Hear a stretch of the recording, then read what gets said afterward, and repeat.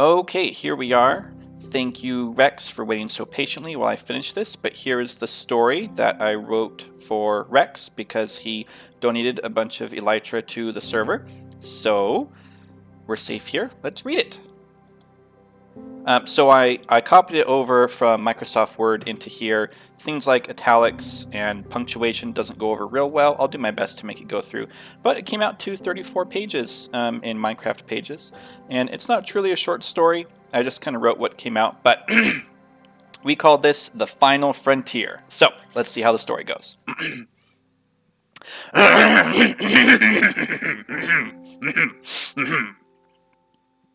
All right. His boots made a rhythmic click-clack sound as he walked. They were polished, shiny enough he could see his reflection in them, the laces tight and disciplined. His uniform was decorative black leather breeches with a matching bolero jacket, and 3 golden tassels hanging from one shoulder to indicate he had completed flight school.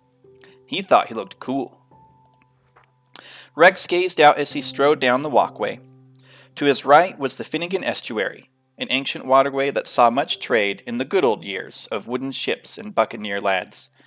It was beautiful, the murky water lapping on the rocks, the shoreline overgrown with bushes and rushes, and the footpath he had taken this morning to get here, packed hard by the tread of generations before him. The harbor at the end of the estuary was built over a thin stretch of land that separated the eastern sea from the western Great Lake. It used to guard against invading ships and usher in trade and exploration of cultures. Now it guards more than just an ocean, and promised to connect far more than just east and west. Conscious of where his thoughts were headed, Rex panned his gaze left and beheld what was now before him. Cape Ballycaberry, headquarters of the Minecraftian End Exploration Project, or MEEP for short. That's a Phineas and Ferb reference. When it became technologically possible to build an end portal anywhere, this was the logical location. Sturdy, secure, dependable, and rich in a history of exploration. For decades, individual adventurers had been exploring the End after the Great War, venturing fearlessly into the black unknown, on foot to discover End cities and find flying elytra, the marvelous wings that allowed an individual to fly. They had explored as far as they could go on the elegant but fragile wings, and now questions were being asked about what was beyond, farther out into the End than elytra could travel. A ship had been constructed, and Rex was qualified to fly it. He took a deep breath and entered the hangar. It was modern. The walls were sleek metal panels with redstone torches fixed into each beam precisely 10 feet apart. He spotted a familiar face tossing some crates around by the loading dock and decided he'd check in before his meeting with the commander. He waved in greeting and walked over. Aliquile looked up from her work and gave him a friendly smile which melted his anxiety and put him immediately at ease. Rex thought she was ravishingly beautiful. Her face was plump and full, the face of a mature woman, and her red hair fell in shapely curls far below her shoulders. She made eye contact and her eyes gave him the impression of a deep lake, ever calm, dark, and mysterious. He had seen her receive the most lavish compliments and the most desperate catcalls, dish out criticism and receive it. The expression in her eyes never changed. Ever calm, ever aware of both herself and what was around her. "Hello, kiddo," she said. Rex sighed within himself. Enchanting in every way and completely beyond his league. Or anyone he had ever met, or heard of for that matter. "Hello, boss," he replied. "I'm not your boss anymore. We're about to be colleagues," she corrected him while turning to grab a tool from a tall shelf. "That's if you can get past old Stick in the Mud, anyway." "I thought he liked me," Rex asked. "Didn't I already win the position?" Aliquile snorted. "That's funny, kid. Commander Calypso doesn't like anyone, and all you won was the opportunity to be in the same room with him. When you come back down, you can tell me if that was a privilege or a punishment." Rex was crestfallen. He had worked so hard for 2 years to get this assignment. It was all he had thought about since he left primary school. When he got the telegram to report to the base, he thought his future was set. If this didn't work out, he had nothing to go back to. He had never even had a regular job. Well, he stammered. "How often do you talk to him?" he asked.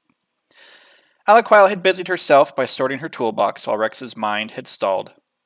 "Rex," she began, without looking up, I've known the commander for years and been operating out of this hangar not 100 yards from him for nigh 11 months.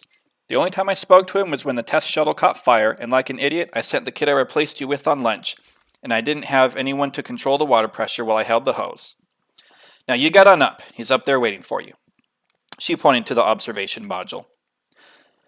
Rex took a deep breath. Right. And he started walking.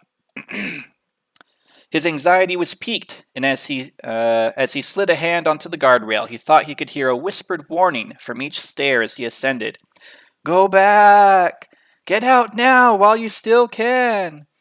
That job at the Bag and Feed isn't really so bad.